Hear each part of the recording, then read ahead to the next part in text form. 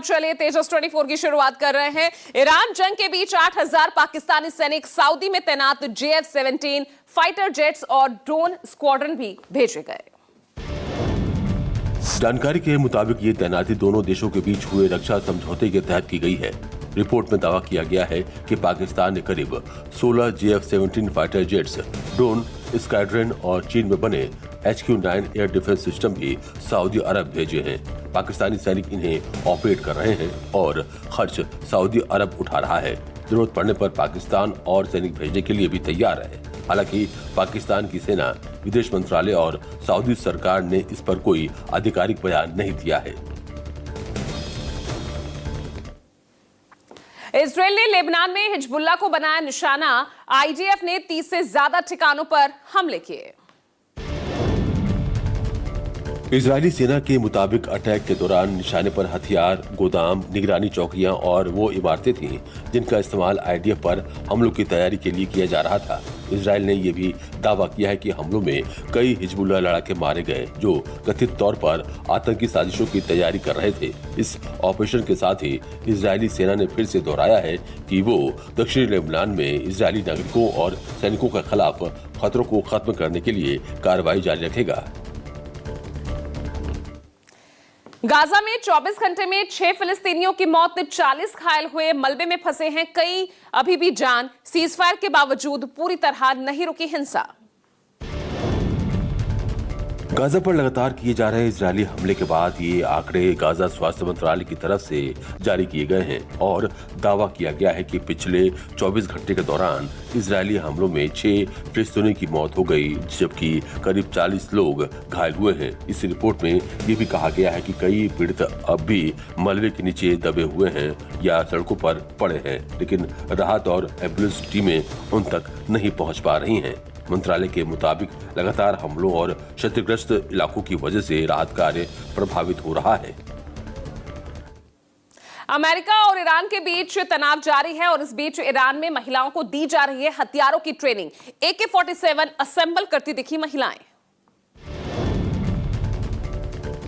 Iran से एक चौंकाने वाला वीडियो सामने आया है जिसमें गर्ल्स और महिलाएं AK-47 को खोल रही हैं और फिर जोड़ रही हैं। ये वीडियो वायरल हो रहा है और ये ईरान की आधिकारिक पब्लिक डिफेंस रेडिनेंस कैंपेन का हिस्सा है। इसके तहत IRGC की वॉलंटरी मिलिट्री की महिलाओं की विंग को सक्रिय किया जा रहा है। वैसे हाल के दिनों में ईरानी सरकारी मीडिया और सुरक्षा एजेंसियां आम नागरिकों को भी सैन्य तैयारी और सुरक्षा प्रशिक्षण से जुड़े वीडियो जारी कर रही हैं।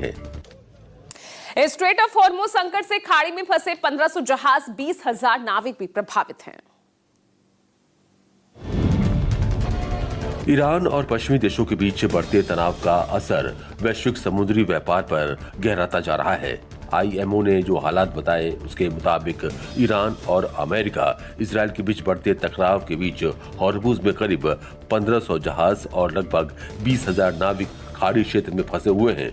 मौजूदा भू राजनीतिक तनाव का सबसे बड़ा असर उन नाविकों पर पड़ा है जो केवल अपना काम कर रहे हैं लेकिन हालात के कारण समुद्र में फंस कर रह गए हैं। प्रधानमंत्री नरेंद्र मोदी के नाम एक और बहुत बड़ी उपलब्धि जुड़ गई है। यूरोपीय देश नॉर्वे ने PM मोदी को अपने सबसे बड़े और सर्वोच्च सम्मान grand cross of the royal Norwegian order of merit से नवाजा है। प्रधानमंत्री नरेंद्र मोदी इन दिनों 5 देशों के दौरे पर हैं। इस क्रम में वो जब चौथे देश नॉर्वे पहुंचे तो जोरदार स्वागत किया गया।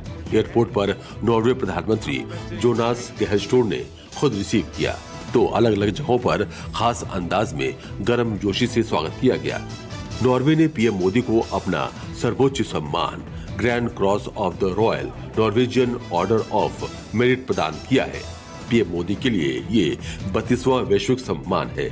नॉर्वे के प्रधानमंत्री के साथ PM मोदी की द्विपक्षीय बैठक हुई। इसके बाद बिजनेस एवं रिसर्च समिट को संबोधित करते हुए PM मोदी ने कहा कि हमारी साझेदारी की नींव बहुत मजबूत, हमने नेक्स्ट जनरेशन रिफॉर्म्स किए। इसके बाद PM मोदी नॉर्वे के अस्लो में अक्रस कैसल पहुंचे, जहां नॉर्वे के प्रधानमंत्री जोनास गेहरस्टोर के यहां PM मोदी के सम्मान में रात्रि भोज का आयोजन था। आज PM मोदी अस्लो में भारत नॉर्डिक समिट में हिस्सा लेंगे। इस समिट में नॉर्वे, स्वीडन, डेनमार्क, फिनलैंड और आइसलैंड के नेता भी शामिल होंगे। Bureau report, news 24।